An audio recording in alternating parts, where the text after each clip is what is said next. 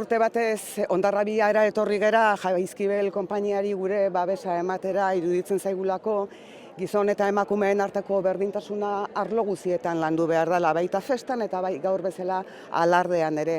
Urte asko dira gatazka hau zabalik dagoela eta hainbat eragilek eta hainbat pertsonak gainditzeko lana egin balin badute ere, oraindik ez da gainditu, oraindik zauriak zabalik daude.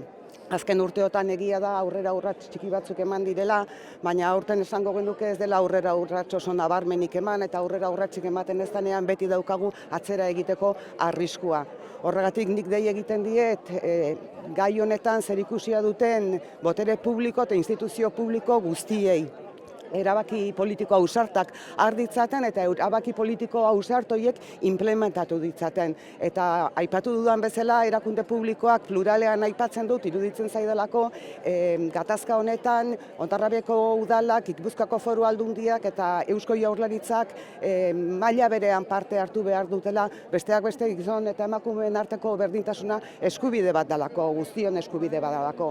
Guk Euskal Herria Bildun jarraituko dugu etengabe egunero egiten dugun bezala honen alde lan egiten, berdintasunaren alde lan egiten, eta azkenik esan nahi dudana da, Hondarrabigarren egun handia dela gaur, eta elkarren errespetuan eta elkar zainduz egun eder bat pasatzea opa diegula bihotz bihotzez.